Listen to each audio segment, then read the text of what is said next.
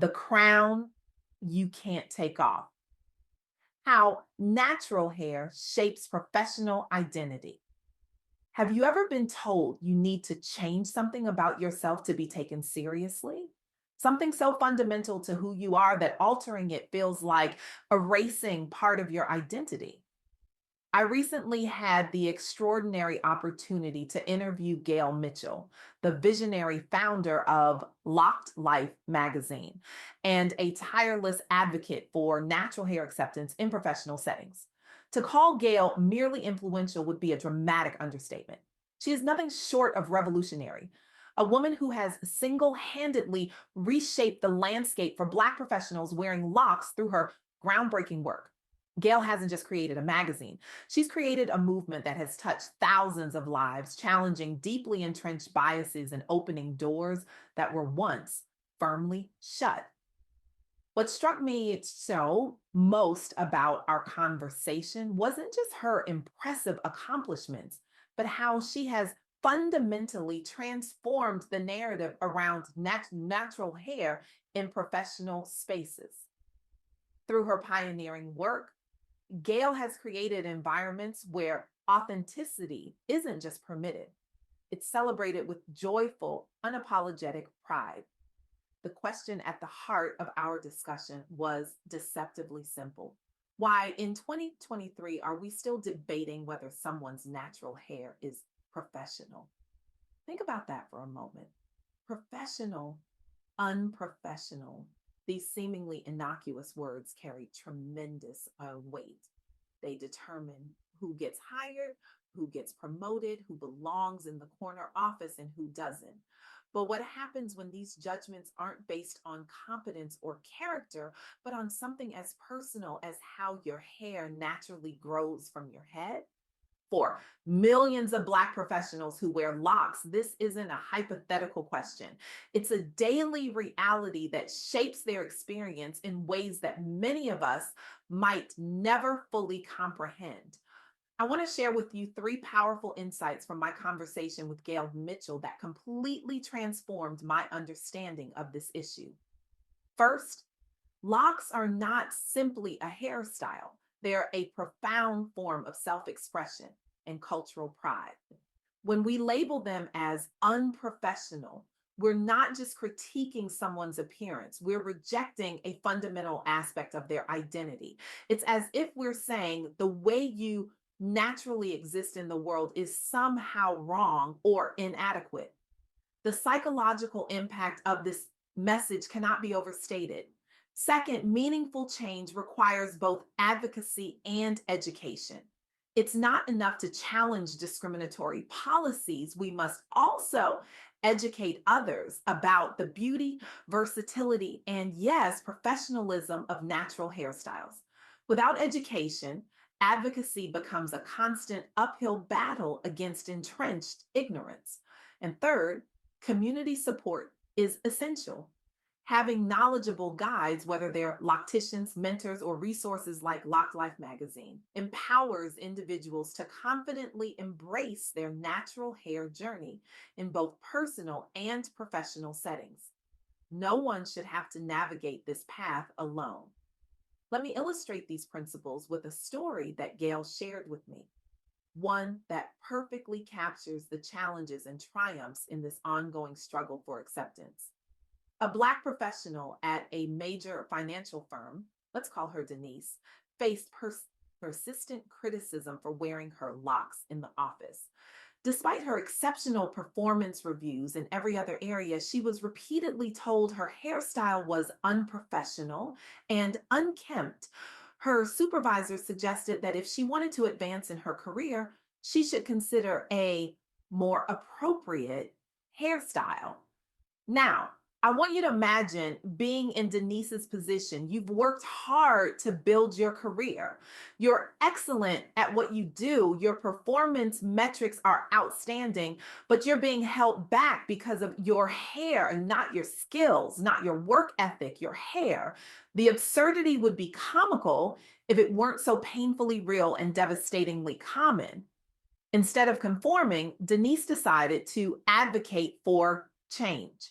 She connected with organizations like the Loc'd Life Foundation and gathered research on implicit bias and hair discrimination. She shared stories from Loc'd Life Magazine featuring successful professionals with locks.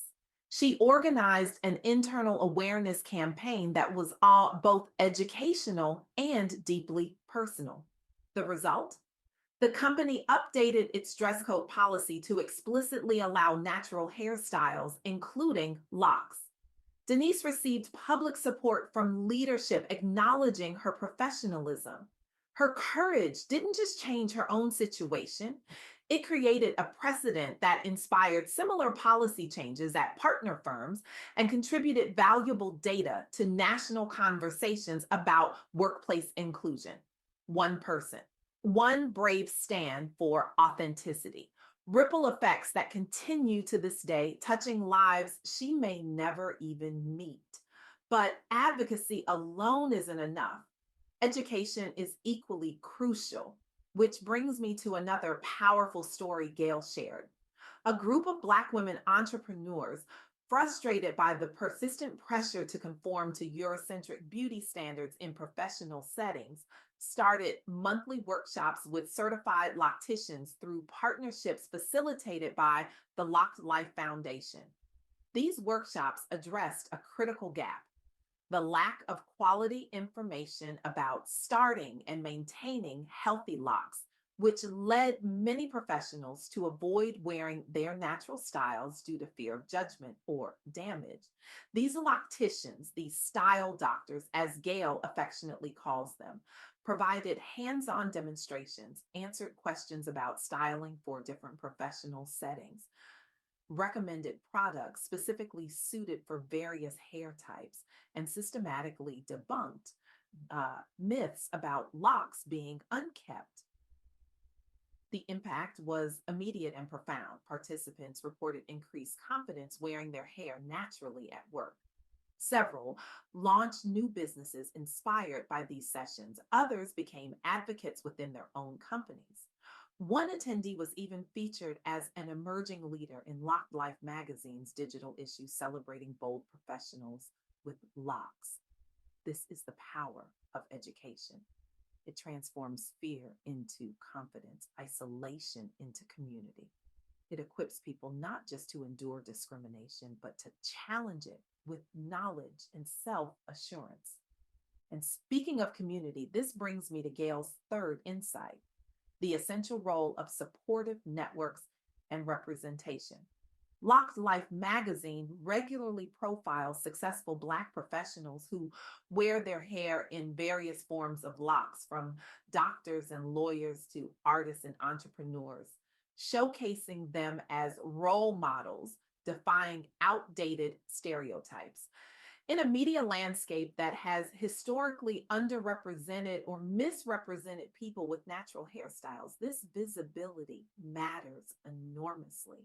By featuring interviews, photo spreads, care tips from expert locticians, and product recommendations tailored specifically for those with textured hair, the magazine has built a vibrant narrative celebrating authenticity over conformity. Readers have written testimonials describing newfound pride in embracing their own style after seeing relatable success stories. The magazine has become an essential resource referenced during HR discussions nationwide regarding inclusive policies.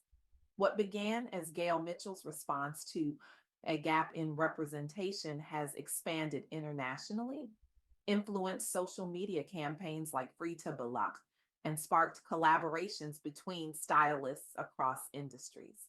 Most importantly, it has helped shift public perception so that more workplaces now recognize beauty in all its forms as compatible with professionalism rather than opposed to it. As Maya Angelou wisely said, do the best you can until you know better. Then, when you know better, do better. This wisdom perfectly captures the journey many organizations are on when it comes to hair discrimination. Some simply don't know better yet. Our job is to help them learn. The Crown Act movement which stands for Creating a Respectful and Open World for Natural Hair, is working to make hair discrimination illegal nationwide. But legal protection is just the beginning. True change happens when we transform hearts and minds, when we expand our collective definition of what professional looks like. I'm reminded of the powerful words of Audre Lorde. If I didn't define myself for myself, I would be crunched into other people's fantasies for me and eaten alive. This is what's at stake when we talk about hair discrimination, the right to define ourselves on our own terms. So, where do we go from here? What can each of us do to create more inclusive spaces where natural hair is celebrated rather than merely tolerated? If you're an employer or leader, I challenge you to critically review your dress code policies with inclusivity top of mind. Ask yourself, are we inadvertently pressuring people to change fundamental aspects of who they are to succeed here? Are our definitions of professional appearance rooted in one cultural perspective, or do they embrace diverse expressions of identity? If you're the colleague or friend of someone who wears locks or other natural hairstyles, be an ally. Challenge assumptions when you hear them. Educate yourself about the historical and cultural significance of different hairstyles. Recognize that comments about someone's hair, even well intentioned ones, can carry weight you might not intend. And if you're someone who has felt pressure to change your natural hair to fit in professionally, know this: your authenticity is your power.